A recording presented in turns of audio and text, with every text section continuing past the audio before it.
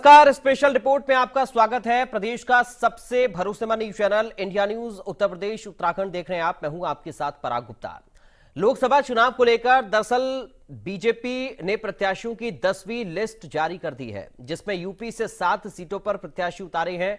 तो मैनपुरी से डिंपल यादव के सामने पर्यटन मंत्री जयवीर सिंह को टिकट दिया है, जबकि प्रयागराज से रीता बहुगुणा जोशी की जगह केशरी नाथ त्रिपाठी के बेटे नीरज त्रिपाठी को टिकट दिया गया है।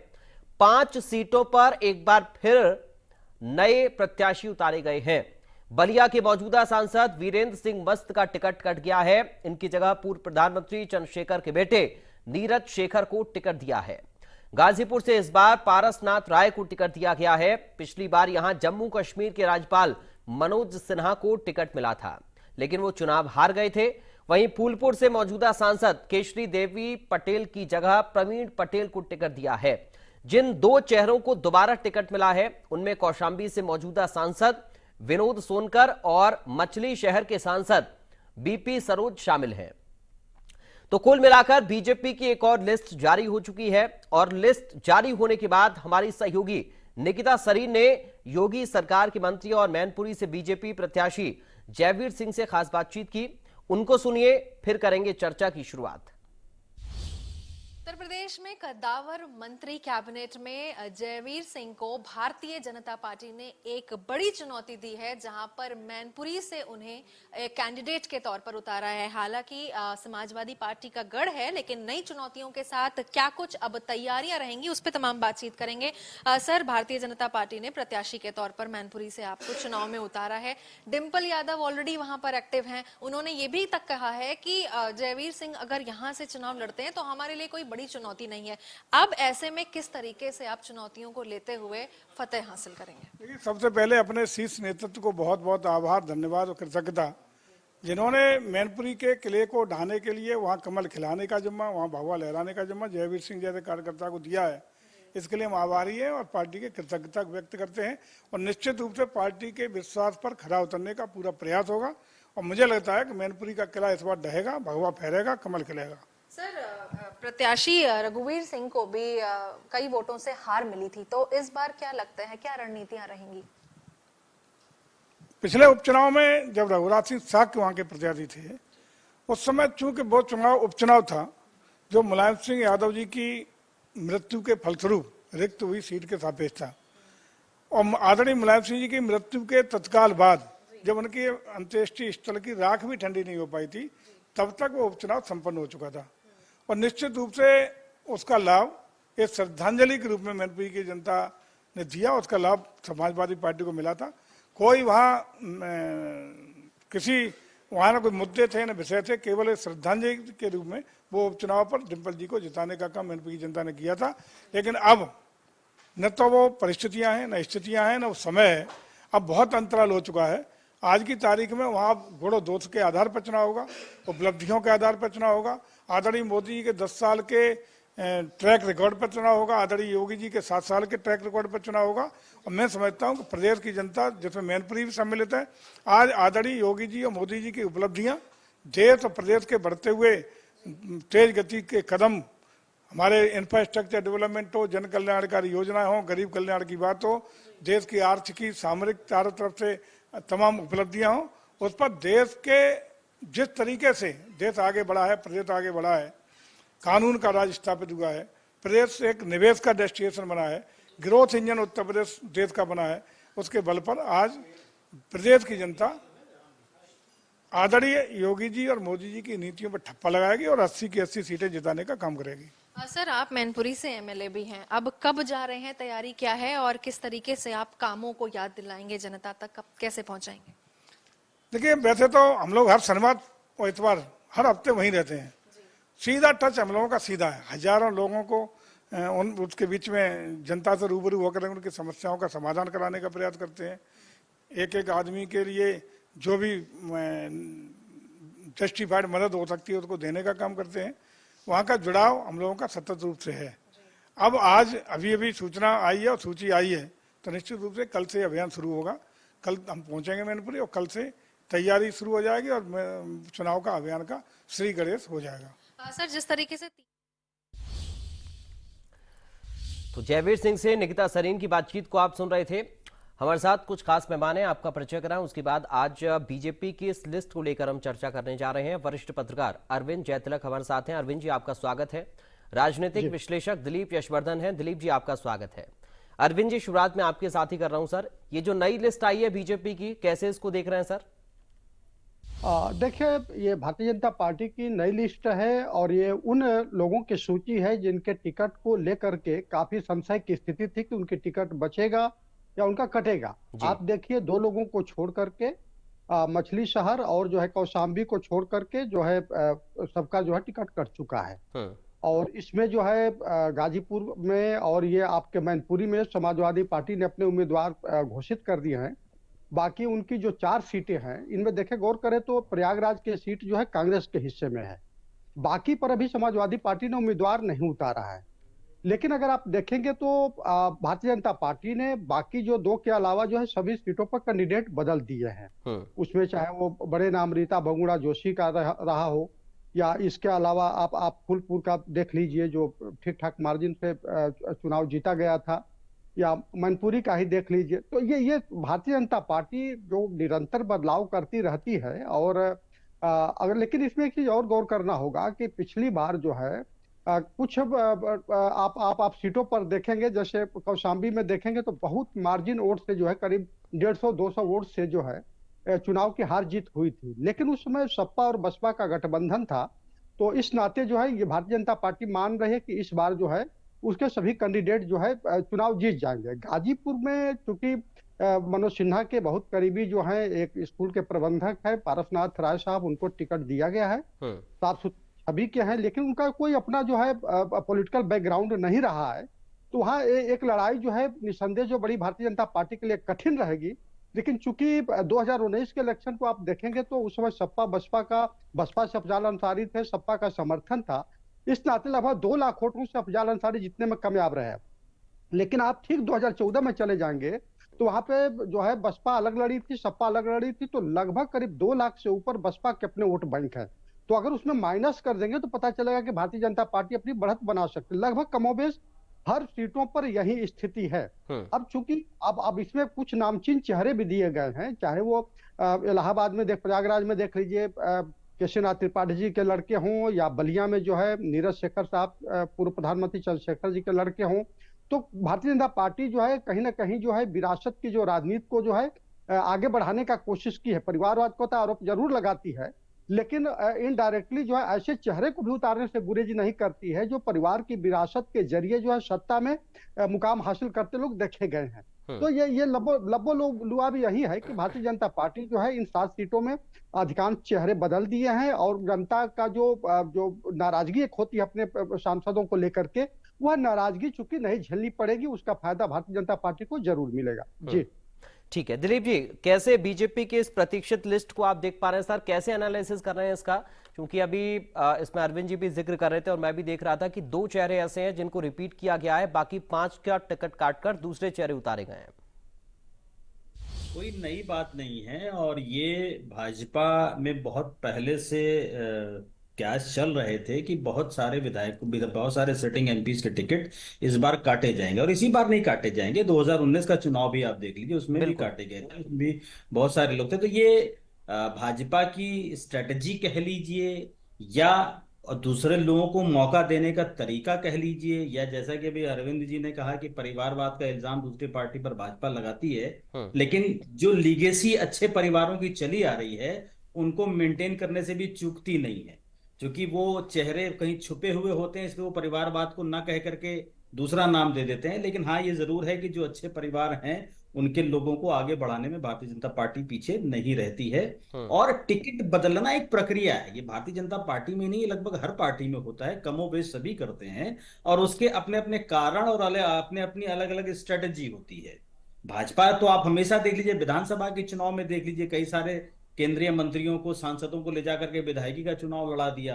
अब इस बार बहुत सारे विधायकों को या बहुत सारे पुराने, जैसे मध्य प्रदेश के जो पुराने एमपी थे, उनको सांसदी का चुनाव लड़ा रहे हैं। तो ये सफलिंग भारतीय जनता पार्टी करती रहती है। उसका कारण एक तो होता है कि बहुत सारे लोगों की जनता से नाराजगी होती है, उस नाराजगी को न झेलना पड़े। दूसरा, बहुत सारे लोगों को भाजपा डिमोट करना चाहती है, तो ये मौका मिल जाता है। डिमोट करने का। बहुत सारे लोगों को भाजपा प्रमोट करना चाहती है। करने का मतलब एक्टिव राजनीति और पैसिव राजनीति दो तरीके की होती है। तो बहुत सारे लोगों को एक्टिव राजनीति से हटा करके पैसिव राजनीति में ले जाना चाहती है, पर्दे के पीछे से काम कराना चाहती है, उनके एक्सपीरियंस का फायदा लेना चाहती है। तो अलग अलग कारण है। टिकट कटने का कारण सिर्फ यही नहीं कि उस नेता ने परफॉर्म नहीं किया है, बहुत सारे कारण हैं, उसमें अच्छे कारण भी है। बहुत सारे अच्छे कारणों की वजह से भी पुराने लोगों को हटा करके नए लोगों को मौका दिया जाता है। और वैसे भी भाजपा आगे की लीडरशिप डेवलप करती रहती है हमेशा, तो नए लोगों को मौका देना ये भाजपा की एक परिपाटी भी है। ठीक है। अरविंद जी, मैनपुरी की सीट को आप कैसे देख रहे हैं? जयवीर सिंह चूंकि विधायक हैं, अभी मंत्री में हैं सरकार में, और अब सांसदी का चुनाव लड़ रहे हैं। उधर समाजवादी पार्टी का चेहरा भी हम देखें तो परिवार से है, लेकिन उनकी राजनीति, जयवीर सिंह की राजनीति, कैसे इस सीट को आप एनालिसिस करेंगे अरविंद जी? पराग जी, देखिए यह चुनाव मैनपुरी का बड़ा दिलचस्प होगा। देखिए, एक तो मुलायम सिंह यादव की एक लेगेसी है, वो उसको कहीं ना कहीं जो यादव परिवार है उसको आगे बढ़ाने की कोशिश करता हुआ आपको दिखा भी। और उपचुनाव में किस तरह डिंपल यादव 2022 में चुनाव जीत करके आई। अमूमन वह जो है आप देख लीजिए तो उन्हीं के परिवार को सीट रही है। कभी तेज प्रताप यादव, मुलायम सिंह यादव, उपचुनाव में 2019 वाले में आपने देखा कि वो जीते थे तेज प्रताप यादव। हाँ, वहाँ 5 विधानसभा सीट है। अगर आप देखेंगे तो आज की तारीख में लगभग 50-50 यानी भोगांव और मैनपुरी की सीट जो है भारतीय जनता पार्टी के पास है, फिर करहल, किशनी और जसवंत नगर की समाजवादी पार्टी के पास है। तो ऐसा भी नहीं है कि यह जो है बहुत ऐसा चुनाव हो जहां भारतीय जनता पार्टी के लिए कहीं मैदान है ही नहीं, ऐसा भी नहीं है। यानी जीत की पूरी संभावना भी है, यानी 50-50 लड़ाई भारतीय जनता पार्टी देगी। चूंकि वो जयवीर सिंह मैनपुरी से विधायक भी है, मंत्री भी है, तो स्वाभाविक रूप से उनका भी अपना वहां पे रसूख होगा। दूसरी चीज, वहां पे शाक्य बिरादरी के बहुत अधिक लोग हैं। और आपने देखा कि 2014 में खुद मुलायम सिंह के खिलाफ बसपा जो है संघमित्रा मौर्य को चुनाव लड़ाई थी, और एक सामान्य चेहरा थी उस समय चुनाव में, तभी वो 1.5 लाख वोट बटोरने में कामयाब रही। प्रेम सिंह शाक्य को भी आपने देखा 2019 में। उसके बाद रघुराज सिंह शाक्य जब चुनाव लड़े तो उस समय चूंकि सहानुभूति की लहर थी। और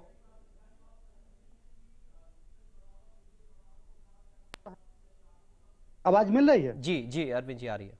हाँ हाँ, बिल्कुल। तो वो उनके साथ लोग, वहां की मैनपुरी की जनता, क्योंकि मुलायम सिंह की एक बड़ी विरासत रही है, उनका अपना एक औरा रहा है, इस नाते जो है वो रहा। लेकिन देखिए, ये भी नहीं है कि यादव परिवार को हराया नहीं जा सकता। आपने आजमगढ़ में देखा धर्मेंद्र यादव को निरहुआ किस तरह चुनाव हरा दिए। कन्नौज में आपने देखा कि सुब्रत पाठक किस तरह से चुनाव हरा दिए। आपने बदायूं में देखा कि संघमित्रा मौर्य जो है किस तरह धर्मेंद्र को चुनाव हरा दी। तो ये ऐसा नहीं कि उनके परिवार के लोग चुनाव हार नहीं सकते हैं, लेकिन चूंकि एक गढ़ है और गढ़ के अपने जो है एक पैरामीटर होते हैं, और माना जाता है कि जिसका गढ़ है वह वहां पे थोड़ा अपना बलिष्ठ रहेगा। लेकिन बावजूद इसके वह जो है चुनाव जो है बहुत ही दिलचस्प होगा, क्योंकि एक तो भारतीय जनता पार्टी बूथ स्तर से लेकर के जिला स्तर तक अपने लोगों को जिस तरह से मॉनिटरिंग से लेकर के मतदाताओं को पहुंचाने का रणनीति तैयार की है, वहीं जो उनके एक मजबूत उम्मीदवार जब वहां पे चुनाव लड़ेंगे तो स्वाभाविक रूप से टक्कर देते हुए नजर आएंगे। जी ठीक है। दिलीप जी, गाजीपुर की सीट का एनालिसिस आप कैसे करेंगे? हाल ही में जो अंसारी एपिसोड हुआ उसके बाद अब चूंकि लोकसभा का चुनाव है, बीजेपी ने किस स्ट्रेटजी के तहत अपने उम्मीदवार को उतारा है? क्या इस पिछले घटनाक्रम का असर चुनाव पर पड़ सकता है? देखिए, घटनाक्रम का फर्क तो जरूर पड़ेगा, और वो हो सकता है भाजपा के खिलाफ भी चला जाए, क्योंकि अब वहां पर पोलराइजेशन की नीति काम करेगी जी।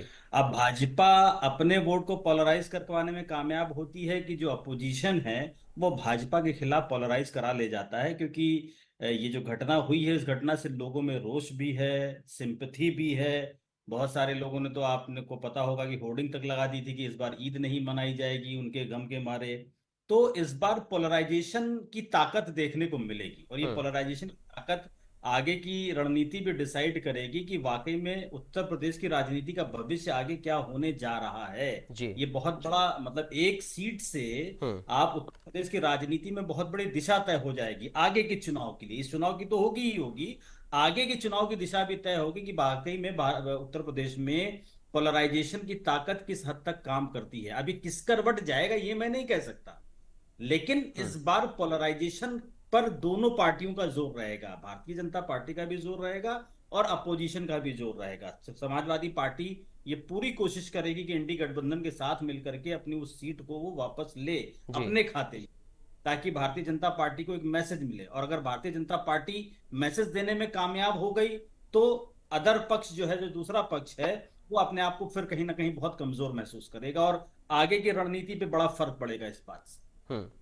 अरविंद जी, हालांकि बीजेपी कहती है कि हम कैडर बेस्ड पार्टी हैं और बीजेपी की जो रीति नीति है उसमें आलाकमान की तरफ से या फिर जो फैसला ऊपर से ले लिया जाता है उसको सबको मानना होता है, लेकिन चूंकि टिकट कटेगा तो विरोध भी कहीं ना कहीं होगा और दर्द भी झलकता हुआ नजर आएगा। तो बरेली में संतोष गंगवार के जो समर्थक थे उन्होंने भूपेंद्र चौधरी का घेराव भी कर लिया। अब ऐसे में देखिए प्रधानमंत्री भी जगह जगह पहुंच रहे हैं रैलियां करने के लिए, योगी जी भी पहुंच रहे हैं, तो वहां पर भी विरोध हो सकता है क्या? और सवाल यह है कि अगर इस तरीके का विरोध पार्टी के अंदर होगा तो क्या नेगेटिव इंपैक्ट बीजेपी को ही नुकसान दे हो सकता है चुनाव में?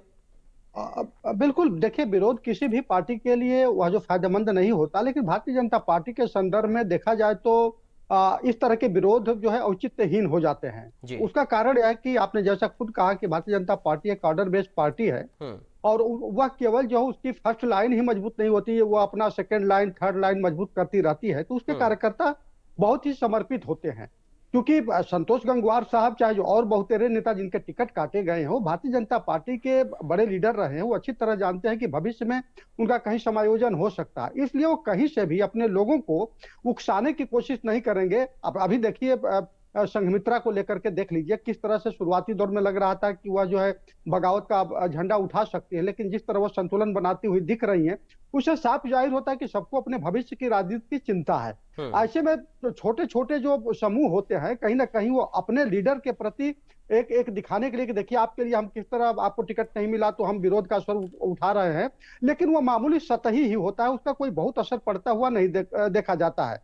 और चूंकि महत्वपूर्ण बात यह भी है कि आप देख सकते हैं कि भारतीय जनता पार्टी में जो अनुशासन का एक अपना जब डंडा चलता है तो बड़े बड़े उसके जो तिस्मार लीडर होते हैं वह जो है किनारे लग जाते हैं। और आपने देखा कि भारतीय जनता पार्टी से या कोई भी बड़ी पार्टी के मुख्य धारा से वाली पार्टियों से जब कोई राजनेता जब जा करके विद्रोह करता है तो उसकी बहुत जो है स्वीकार्यता और ग्राह्यता नहीं रहती। आपने कल्याण सिंह को भी देखा कि किस तरह से वह भाजपा से निकल करके अलग पार्टी बनाए, लेकिन हाँ वो नुकसान जरूर पहुंचा है क्योंकि बड़े लीडर थे और उस समय राम मंदिर आंदोलन के प्रणेता भी थे, लेकिन उस तरह का एक जो कैरेक्टर होना चाहिए, उस तरह की बड़ा औरा होना चाहिए, वो शायद जो जिला स्तर के सांसद स्तर के जो लीडर होते हैं उनमें वो ताकत नहीं होती है। तो ये छोटे छोटे जो है टिकट कटने पर जो विरोध या विद्रोह की स्थिति होती है वो बहुत मायने नहीं रखता है, क्योंकि आज की तारीख में भारतीय जनता पार्टी जो जिस तरह से अब जो मतदाताओं को अपने पक्ष में लामबंद की है अपनी योजनाओं के जरिए, देखिए 80 करोड़ मतदाताओं तक फ्री राशन पहुंचा रही है, शौचालय है, आवास है, शायद इनमें कोई ऐसा परिवार हो जिसको सरकार की योजनाओं का 1 या 2 लाभ न मिल रहा हो। तो ऐसे में उन समूह के मुट्ठी भर समूह के लोगों के विरोध का कोई मतलब नहीं रह जाता है। पराग जी। ठीक है दिलीप जी, चूंकि बीजेपी कोई भी फैसला लेते समय सोच विचार करती है नहीं करती है, पार्टी का ये अंदरूनी मसला है, लेकिन कई बार हमने ऐसे फैसले भी देखे जो कड़े होते हैं। अब कई टिकटों को लेकर हम देखें तो बड़े चेहरों को, जैसा कि आप भी बता रहे थे कि 2019 में भी कई बड़े बड़े चेहरे हमने देखे जिनका टिकट कटा, उनको चुनाव नहीं लड़वाया गया, और अब भी कुछ इसी तरीके की चीजें हैं। तो ये जो नीति रणनीति है 2024 का चुनाव चूंकि बहुत बेहद दिलचस्प माना जा रहा है, कहा जा रहा है कि ये विपक्ष की ओर से भी कहा जा रहा है और सत्ता पक्ष की ओर से भी कहा जा रहा है कि ये चुनाव संविधान बचाने का चुनाव है, विपक्ष कह रहा है लोकतंत्र बचाने का चुनाव है, सत्ता पक्ष ये कह रहा है कि ये चुनाव में अगर आपने मोदी जी को जिताया तो ये भारत की तरक्की उन्नति का चुनाव है। तो ऐसे में बीजेपी का ये जो फैसला है अब 2024 के लिहाज से आप इस फैसले को कैसे देख रहे हैं, जो बड़े बड़े दिग्गजों का टिकट इस बार भी बीजेपी काट रही है, या फिर इसके पीछे की रणनीति आप कैसे देख रहे हैं 2024 के चुनाव पर अगर हम देखें तो इसका क्या प्रभाव पड़ेगा? पराग जी, पहली बात तो ये कि भारतीय जनता पार्टी कोई भी फैसला लेने से पहले उस पर विचार विमर्श करती है। बिना विचार विमर्श के भारतीय जनता पार्टी का कोई फैसला नहीं होता। और भारतीय जनता पार्टी की एक खास बात है कि विचार विमर्श जब 99.99% तक फाइनल हो जाता है तब जाकर के वो विचार जनता के सामने या अपनी पार्टी के बाकी लोगों के सामने आता है। क्योंकि भारतीय जनता पार्टी इस समय बहुत मजबूत है और मजबूती की कमान चंद लोगों के हाथ में है। बाकी जो नीचे की पूरी लेयर है वो सिर्फ उस चीज को फॉलो करती है जो ऊपर से कहा जाता है। सारी स्ट्रेटजी ऊपर तय होती है, सारी प्लानिंग ऊपर से तय होती है, नीचे के लोगों को सिर्फ एग्जीक्यूट करना होता है। एग्जीक्यूशन करने वालों की संख्या बहुत ज्यादा है प्लानिंग करने वालों की संख्या बहुत कम है, लेकिन वो कम लोग इतने मजबूत हैं कि एग्जीक्यूशन करने वाले दो चार लोग अगर भड़कना भी चाहते हैं तो उनको लगता है कि उनके भड़कने से कोई फर्क पड़ेगा नहीं, बल्कि उल्टा उन्हीं को नुकसान होगा। और जब सत्ता होती है ना किसी पार्टी की परागी, तो सत्ता के पास अपने लोगों को देने के लिए बहुत कुछ होता है। मैंने पहले भी कहा था कि एक्टिव पॉलिटिक्स और पैसिव पॉलिटिक्स दोनों होती हैं।